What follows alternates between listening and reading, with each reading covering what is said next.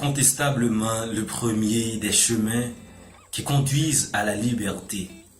Rêver, c'est déjà être libre, dit Franck Etienne. Les fidèles fans de cette rubrique « Je connais les écrivains haïtiens », dans cette même logique de rêver, pour être véritablement libre, j'ai le plaisir de vous dire un grand bonjour et bienvenue à cette rubrique. C'est toujours votre serviteur, Sinclairson Blanc. Dans cette rubrique d'aujourd'hui, on va faire connaissance à un grand écrivain, chanteur, poète, musicien, peintre, enseignant, pour ne citer que cela. C'est vraiment un monument, un modèle pour la génération montante.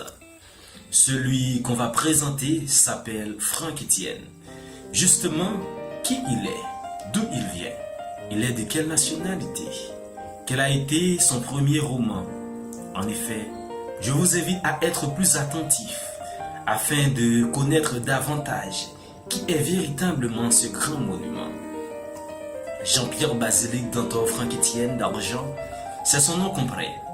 Comme je vous ai dit déjà, il est poète, peintre, musicien, chanteur et enseignant haïtien. Il est né le 12 avril 1936 à Ravine-Sèche. Ravine-Sèche, pour ceux qui ne le connaissent pas, c'est donc un petit village de la commune de Saint-Marc dans le département de l'Artibonite. En 1968, il publie son premier roman, Mur à crever. En 1972, Ultravocal est édité en France. En 1975, c'est le premier roman haïtien, Désafi. Il a publié d'une quarantaine d'ouvrages, dont Désafi, l'un des livres à l'honneur à la 4e édition du Marathon du livre en 2017 dans la ville de Petit-Goâve. Sa mère, mesdames et messieurs, encore très jeune, Franck Etienne n'a que 14 ans d'écart avec elle. Elle a été violée par un Américain, l'enfant né Chabet, blanc de peau, noir de morphologie, les yeux bleus. En 1962, au début de l'ère Duvalier, Franck Etienne fréquente le groupe haïtien littéraire, d'où sortent bon nombre d'auteurs, comme Anthony Fels, René Philottet, Serge Le Gagneur, Roland Morisseau, pour ne citer que cela. Donc, la situation politique devient cependant vide intenable pour les intellectuels, dont beaucoup quittent le pays pour le Canada, la France ou l'Afrique. Franck Etienne décide lui-même de rester en Haïti pour écrire et pour lutter. Waouh, quelle bravoure de sa part! Chacune de ses œuvres est ancrée dans l'histoire contemporaine haïtienne. Chacune témoignant, malgré l'homme ou l'écrivain qui se veut avant tout créateur, d'un moment de la conscience nationale, Ultravocal 1972. Donc, il a commencé à publier de la poésie en 1964 avec Jean-Claude Fignolet et René Philottet. Il est l'initiateur du mouvement spiraliste en 1972.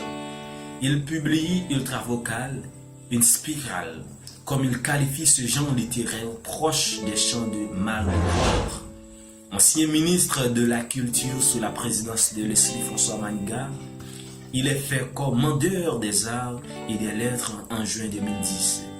Et en 2009, Franck Etienne fait une apparition spéciale dans le film La terrible douce d'un enfant de Petit-Goâve de Pedro Ruiz, documentaire qui retrace en quelque sorte la vie de l'écrivain haïtien Dany Laferrière.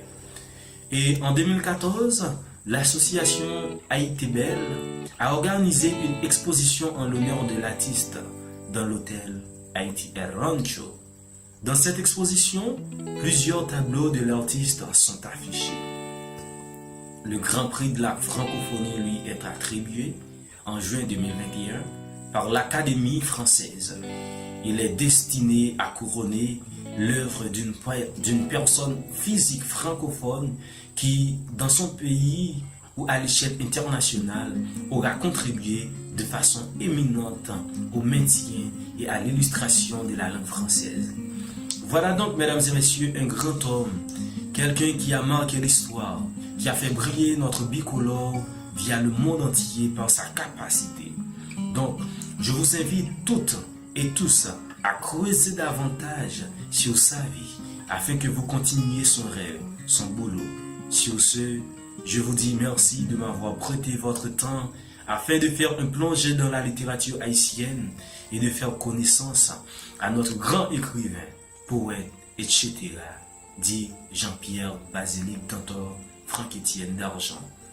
Mesdames et messieurs, c'était votre pauvre serviteur Séculaire Blanc de la rubrique Je connais les écrivains haïtiens. Je vous donne rendez-vous pour une autre rubrique. Merci et au revoir.